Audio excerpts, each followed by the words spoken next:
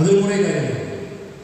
For example, ഇപ്പോൾ ഒരു കുട്ടി ചെറുപ്പത്തിൽ ഡാൻസ് ആണ്. അപ്പം നമ്മൾ വിചാരിച്ചൊരു കുട്ടിയല്ലേ, ചെറിയ മക്കളല്ലേ, അതുകൊണ്ട് തന്നെ കുറച്ചൊക്കെ ഒരു നല്ല മ്യൂസിക് ഒക്കെ ഡാഡിയിട്ട് എന്താ കുഴപ്പം, ആ ചെറുപ്പത്തിൽ നമ്മളെന്താ പ്രശ്നമില്ല. പക്ഷെ സൈക്കോളജിക്കലി ചെറുപ്പത്തിൽ എന്തിനാണ് കൂടുതൽ ഹരം കിട്ടിയത് അത് ഭാവിയിൽ തുടരും. എന്തിനാണ് കൂടുതൽ നമുക്ക് ഇൻട്രസ്റ്റ് കിട്ടിയത് അത് ഭാവിയിൽ തുടരും. അതിൻ്റെ റീസൺ നമ്മളായി മാറും. എന്ന് വെച്ചാൽ കുട്ടികൾ ആ അക്ഷരത്തിൽ വളർത്തുന്നത്, കുട്ടികൾ കളിക്കും, ഓടും, ചാടും, ഇതൊക്കെ ഉണ്ടാവും. പക്ഷേ നമ്മളിങ്ങനെ ഭയങ്കര സിനിമാറ്റിക് ഡാൻസ് കുട്ടികളെ കാണിപ്പിച്ചാൽ നമ്മൾ വിചാരിച്ച ഒരു പ്രത്യേക ഘട്ടം കഴിഞ്ഞാൽ അത് മാറ്റുമെന്നാണ്. അത് മാറ്റില്ല. എന്തിനാണ് കൂടുതൽ അവന് ഹരം കിട്ടിയത് അത് പിന്നെയും തുടരും. കാരണം അത് കുറേ എൻഡോർഫിൻ പോലെയുള്ള, അതേപോലെ തന്നെ ഓക്സിറ്റോസിൻ പോലെയുള്ള ഹോർമോണിൻ്റെ കാര്യമാണ്. അപ്പോൾ നമ്മെ സംബന്ധിച്ചുള്ള ഒരു കുട്ടിയെ ചെറുപ്പം മുതലേ എങ്ങനെ വളർത്തണമെന്ന ഒരു രീതിശാസ്ത്രം ഫിസിക്കലി അവൻ എവിടെയൊക്കെ എത്തണം. ഉദാഹരണത്തിന് ഇപ്പോൾ മൊബൈൽ എല്ലാ കുട്ടികളും കളിച്ചുകൊണ്ടിരിക്കും.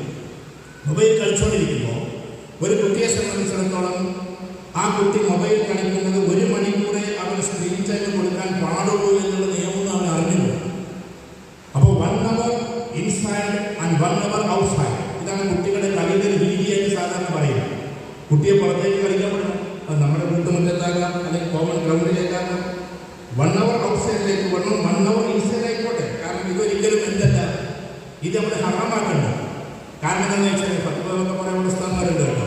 കാരണം ഇനി ഭാവിയിൽ സ്കൂളുകളിൽ വരാൻ പോകുന്നത് ടാബുകളാണ്. ഈ നോട്ട്ബുക്കും പേനയൊക്കെ എന്താണ് ഇല്ലാതെയാവും, എടുത്തല്ലാതെയാവും. എന്നിട്ട് എല്ലാ കുട്ടികൾക്കും ടാബായിരിക്കും ടൂൾ, അല്ലെങ്കിൽ മൊബൈലായിരിക്കും ടൂൾ.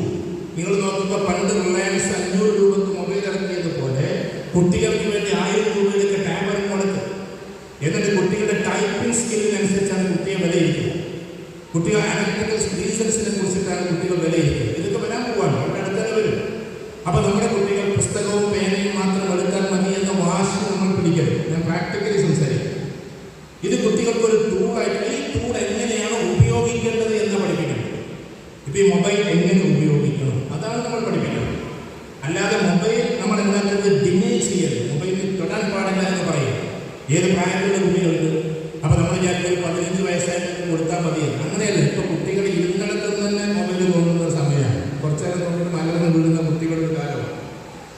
അപ്പോൾ അതിന് കുറേ ശാസ്ത്രീയ വശങ്ങളുണ്ട്. ഞാൻ അതിലേക്ക് വല്ലാതെ കിടക്കുന്നുണ്ട്. ശാസ്ത്രീയ വശം നമ്മുടെ കുട്ടിയുടെ റെറ്റിനയിലേക്ക് അതെങ്ങനെ ബാധിക്കുന്നു, ഇതിൻ്റെ റിഫ്ലക്ഷൻ എങ്ങനെ നമ്മുടെ കണ്ണിലേക്ക് വരുന്നു, ഗ്രോത്ത് സ്റ്റേജിലുള്ള ഐയിലേക്കുള്ള ഡോക്ടേഴ്സ് നിങ്ങൾ അവർക്കറിയാം എങ്ങനെയാണ് അതിനെ ബാധിക്കുക. കുട്ടിയുടെ കാഴ്ച എങ്ങനെ ബാധിക്കും, എത്ര സമയത്തേക്ക് ഇങ്ങനെ ഉണ്ടാകും. ഇപ്പോൾ ഇങ്ങനെ നോക്കുന്ന